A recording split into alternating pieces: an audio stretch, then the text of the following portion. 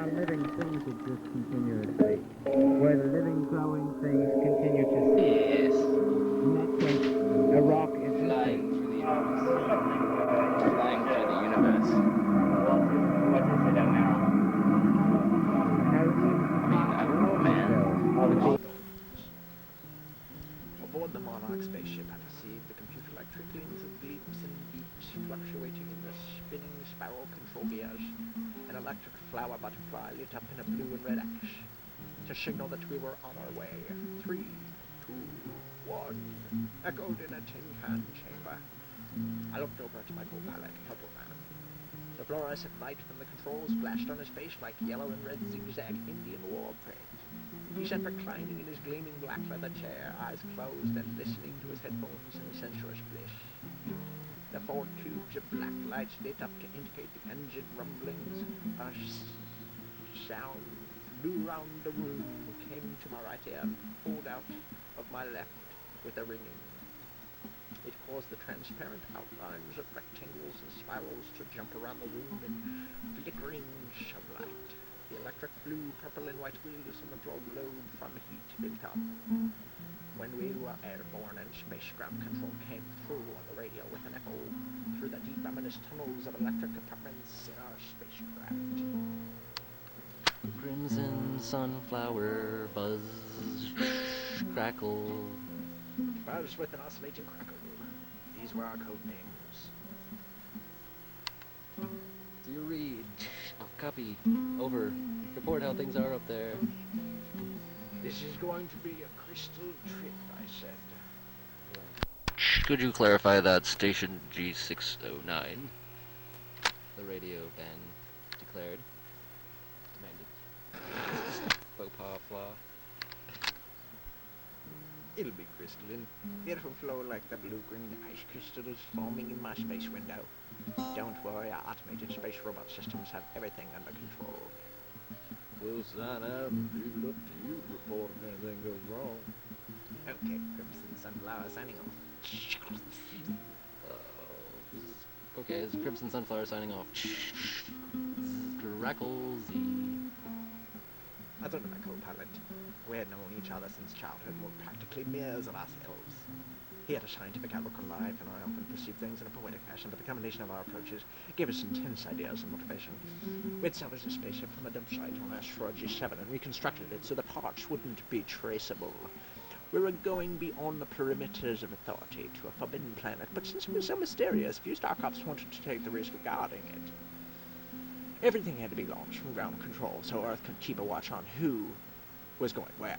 But Purple Man and I had taken the liberty of building our own ship and not registering it so we could figure out what all the curiosity was about Gnome Star 7. Instead of radio distance, there'd be no way of following our heading.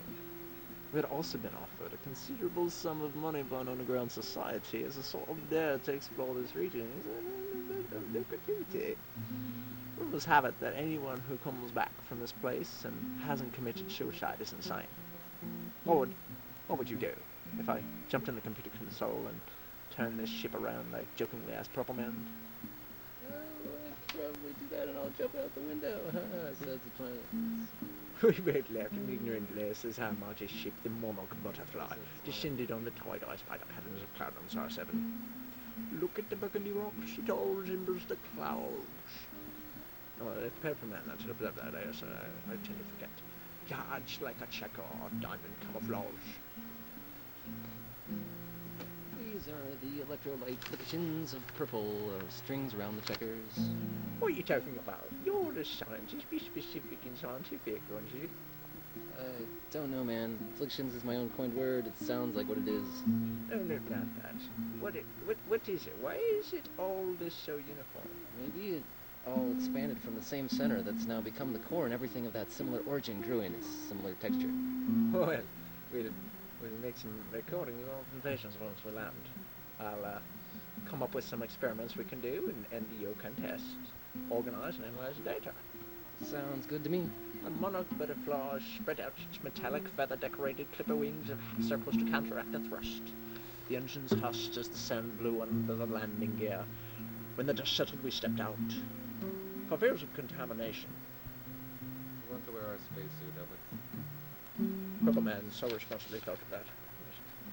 But the atmosphere has oxygen content, and it's eventually going to be unbearably hot under that 96-degree sun. We'll see if we can take them off after we do our own experiments. There were white foamy bubbles in a puddle of unknown composition on the crater next to the landing gear. No, nothing to concern They us. crackled and popped and sent up a mist that looked like ghosts or goblins. Well, I thought perhaps that concerned us. Yes. Well, then, You similar had expression. Yes, I know. And I He hear- felt without even asking. Remember, we go way back. He felt mystified, like they were really ghosts, regardless of how mythical that may sound. We walked on along the rocks. Did you see that, man? I exclaimed. What? There's a face in the freaking rocks, I swear. Hold on, let me look. Wait a minute. Yeah, I see it. It's like a chain of dancing goblin bears. And they're laughing at us. They're laughing at us. For Pete's sake, it's like a funny joke to them that we're all here. They're in the landscape, but if you look at certain parts of them, isolate certain shapes, you can see infinitely changing pictures. We stood staring at the rocks for what seemed like a lifetime, honestly. Finally, Purple Man looked at his watch and realized we'd been doing. It's here. Seemed like a lifetime, honestly. Finally, Purple Man looked at his watch and realized we'd been there for an hour. Yeah, dude, we ought to be doing something. We forgot all about our experiments. Let's go back to the ship. Oh my goodness, it's like seriously. Wait, what's up ahead? It looks like a meteor. Better be more naturalistic exploration. Maybe we should go see if we can find the same patterns.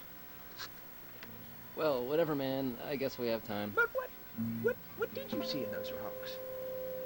Bunch of things, too many to explain. It was like I was watching my life in a movie of visual metaphors. Yeah, almost like your own personal TV. I saw this butterfly walk. There's so many vegetables. Vultures, yes. No, Vultures scaring away the innocent creators and inventing all strung together in a technologically graphic design. This was language.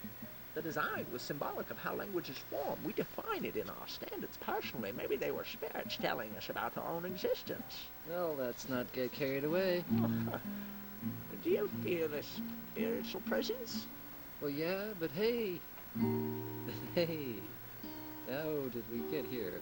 Without even realizing it, we had taken off our spacesuits and stood in typical plastic Earth gap. I forgot how long we were walking. Our senses are becoming mismatched, misplaced, mistwitched. You get so lost in existence, man. Did you ever think you could live for your thoughts? Of course. I know what you mean. There's so many thoughts, at least 5 per second. It gets confusing to pick out which ones to express. Words arising in a scrambled backward moving cliff. There's the active part of the universe and the non-active part. There are too many flowers to document. There are so many options that I get lost. I just get lost in so many patterns. Wait. What do I want to say? Let me think. I'm just willowing. Yes, I'm just trying to figure out what I'm going to say.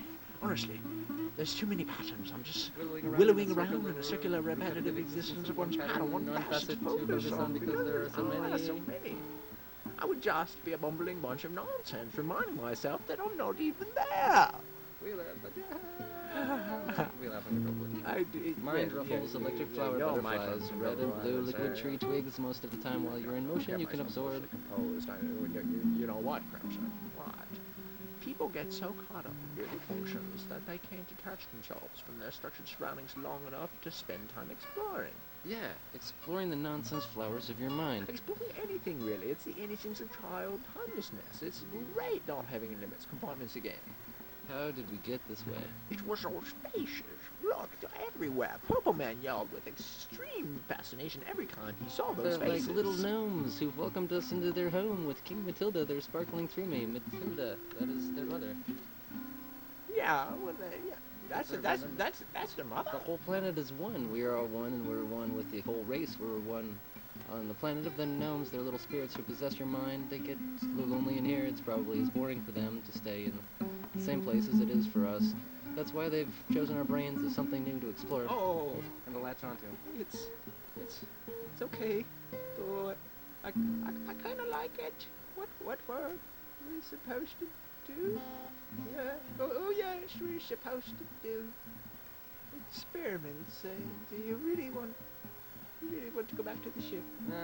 Let's stay here a while. And the little little we did. Little did stayed we know, there. we stayed We stayed there forever. Let's stay here a while longer. When we were airborne and spacebound. This ever-changing area. Like nature, if he is overcome, then he is laid to decompose as waste by the hand of it. But if he achieves to continually adapt, he will then grow with the change and become a part of this great strength. We turn now to two men passing in the desert.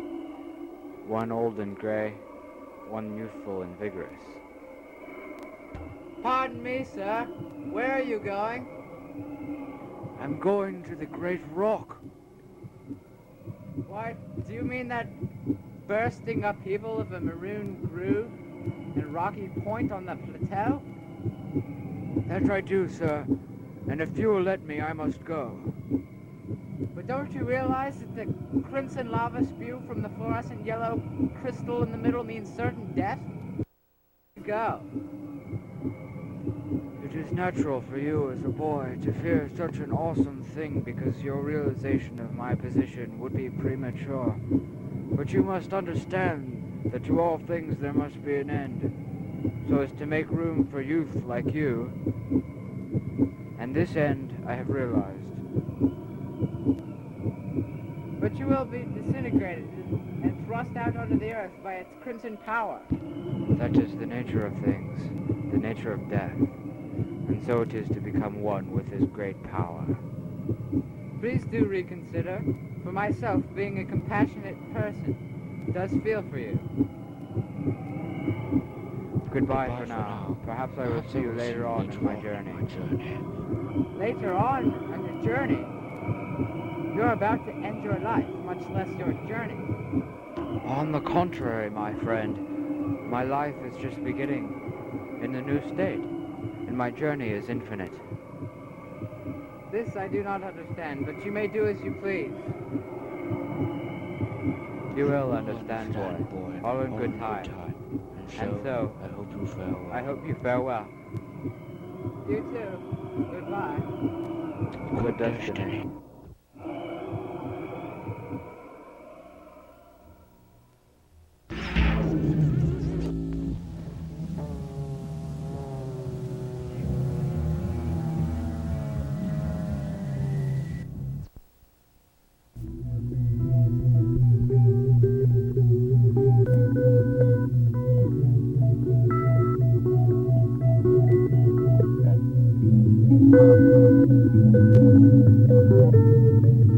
Did we know we stayed there forever?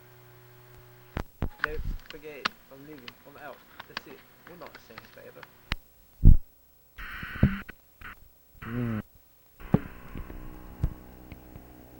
Aboard the spaceship Monarch, I perceived.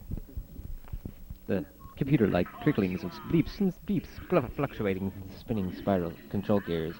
An electric flower butterfly lit up with a blue and red X. Then we ended up stranded on the planet of the Gnomes. Planet of the Gnomes. Little did we know we stayed there forever, or so it seemed. What I mean is that we began to communicate telepathically. And it was at this precise moment that two gnomes noticed Crimson and Purple Man staring into oblivion. Little did the two Earthlings know, also, that time had slowed down their metabolism and aging process, as well as their perceptions of time. Measure time to where years that passed by on Earth could be like seconds for our friends Purple Man and Crimson, who are stranded on the planet of the Gnomes.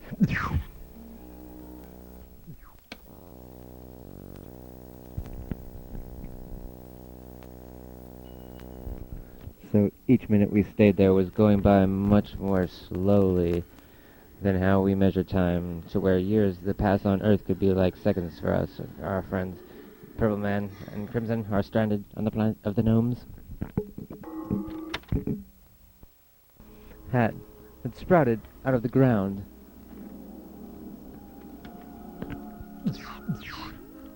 He heard what sounded like high, squeaky, little high-pitched munchkin voices.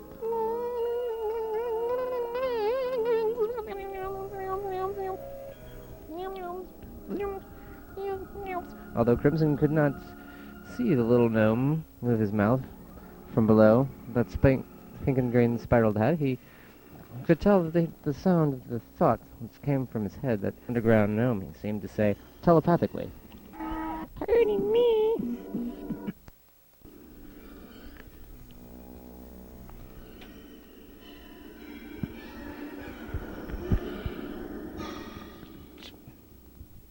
This strikes me as funny to see you two giants standing over here. Gnomes, and I couldn't help but wondering, what are you doing out here on the outskirts of the inner outer? Crimson felt a slight tugging on his brain as if a child were waiting and begging for an answer to his question. Did you hear that? Purple Man asked his colleague. I was just going to ask you the same question, Crimson replied. Did you mean, what about that strange little high-pitched voice asking us what we're doing here on the outskirts of a civilization? Oh yes, I think that's what it said. How did you know that it's like we're telepathic? Yes, maybe we're developing extrasensory perception as a side effect from being on this planet. Yes, I feel like I can almost read your mind too. Strange. Oh, that's weird. Wow.